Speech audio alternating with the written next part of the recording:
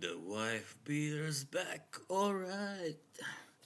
Hey, what's up, my good fellas, my good friends, followers, friends, Romans, countrymen, and the rest.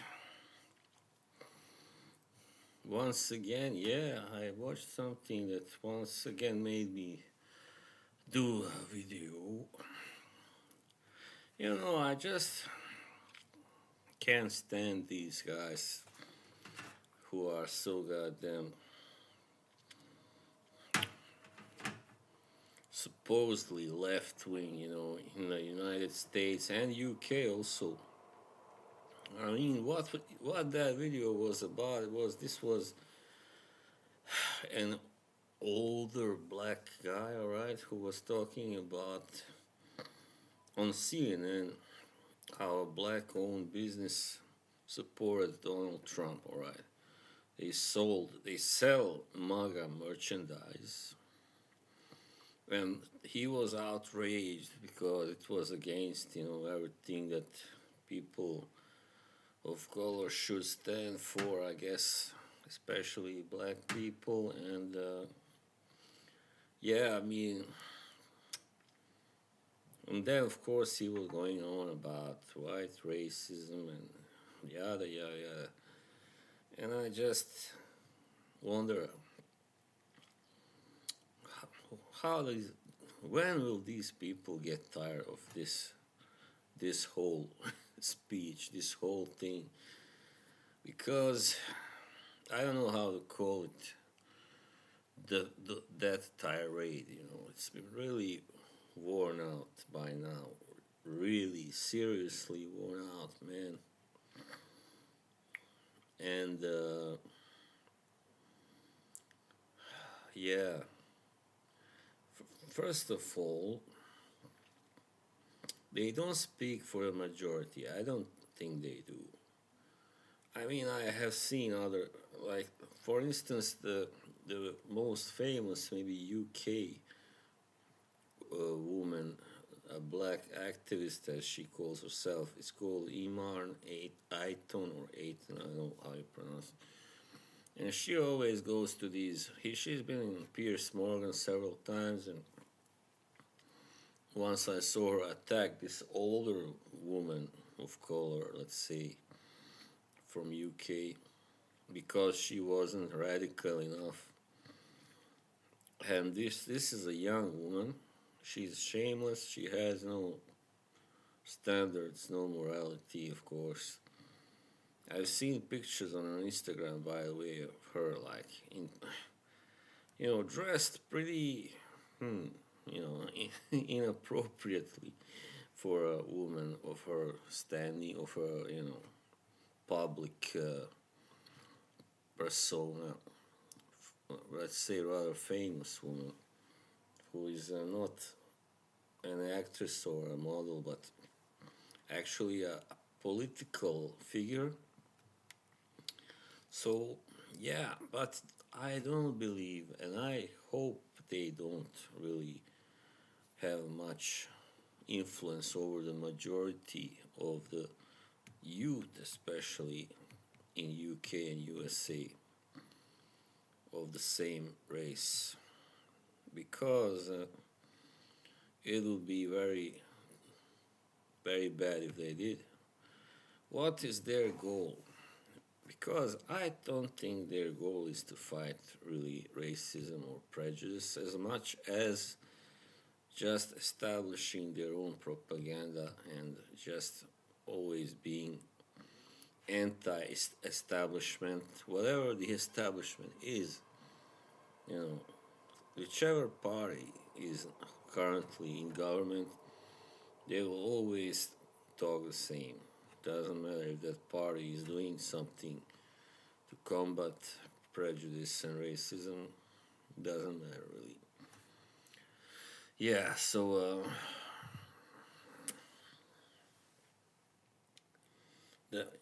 but back to this older gentleman. I don't know his name. I just saw this on Instagram. It's bullshit. It's bullshit. So he was outraged that they weren't supporting Kamala Harris. And why?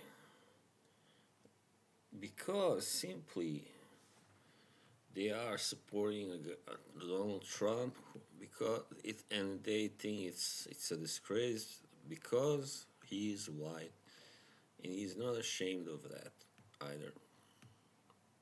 He's, let's call it, unabashedly white and proud American, but a proud, unabashedly white American who has brought jobs and to everybody, not just to white people or Asian people, but everybody who wants them, who wants to work. And yeah, so yeah, I haven't talked about this subject for a while now. I feel it's a minefield, It's potentially dangerous, I mean, it is not easy to make everybody understand your point when it comes to race and racism and all this. But I think these people should not be given space, so much space. They are getting a lot of space in the medias, both in US and UK. I don't know about France or Germany, but and what is to blame? Of course, this ultra liberalism is to blame. So what they do is just complain about racism, and they don't even specify. If they even specify, you know, they don't specify. That's what pisses me off. They just say white racism. So, what are you saying? If somebody is to take you literally, who is a little dumb, you know, then they will think you are saying that all white people are racist. That's what you are saying, basically. You are not saying the white elite, the white political elite. No, you are not saying that. You're not saying those, KKK whites in the South, and all that stuff. No, you are just saying white. And if anybody white was to put it that way, or even in any other race, I believe, about, if for instance, if I was subjected to sort of racism, if I visited, for instance, a black country, a black majority country, let's say I went to Jamaica, right? Doesn't have to be in Africa. I went to Jamaica, and they treated me, I mean, in the hotel, for instance, the clerk treated me badly just because I was white, and, they overcharged me. As I have heard, actually, some people have experienced, and like in shopping malls or stores in Africa, for instance, people from Europe have experienced that they have been overcharged everything twice or thrice the real price because they were white. Right? So yeah, but you don't hear anybody complain about that. You don't hear anybody talk about that. It's always about that same old narrative, evil white people and colored victims. Yeah, so while of course racism does exist and will always exist, it is a natural thing, unfortunately. There is nothing we can do about it, really, but we can diminish the number of racists, right? Or racist emotions and logic in the civilized world, anyway. But these people are not helping at all with that.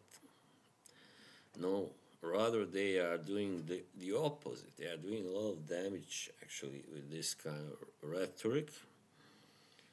And, yeah, I understand. I mean, people have experienced discrimination, racism.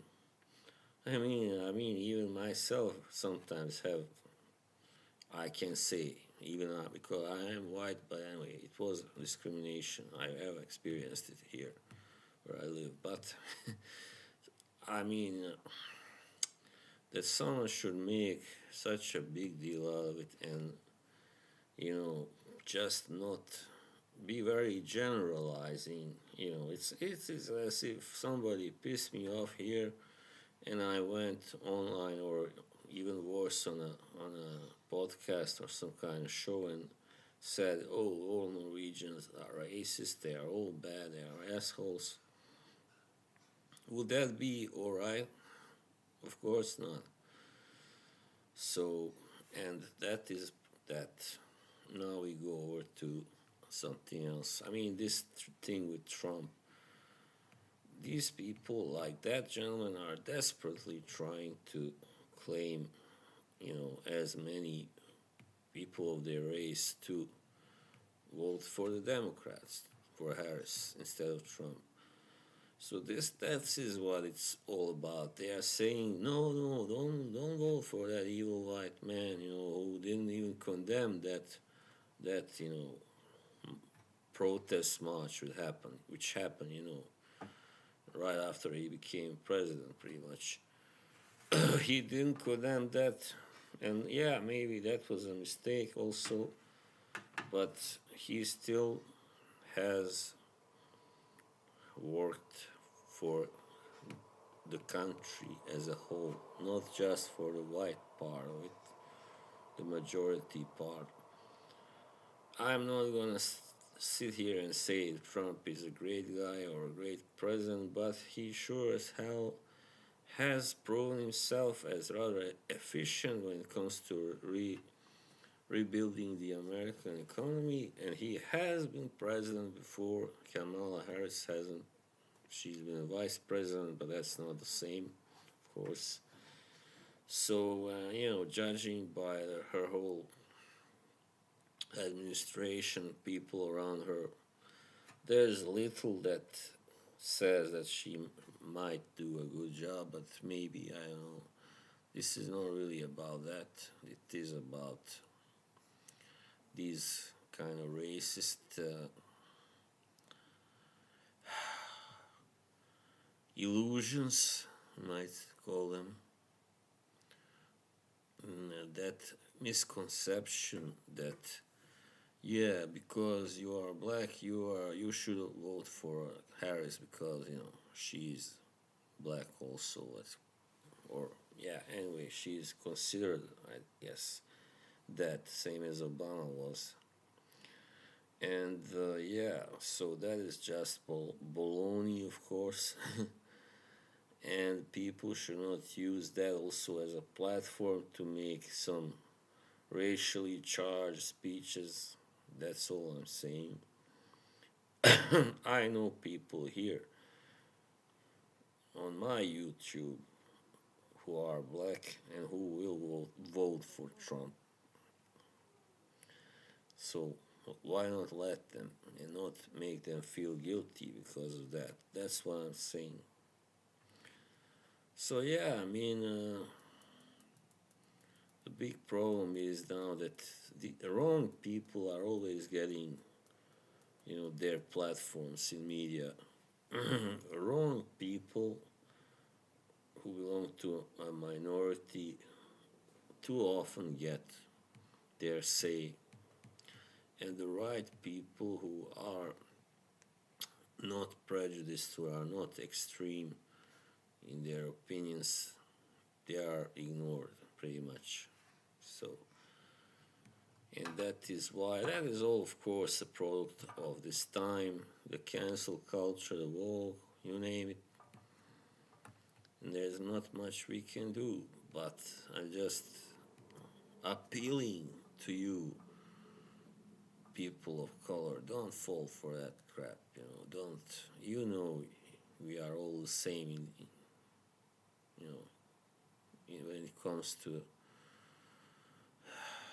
what's inside, beneath the skin. All right, bye.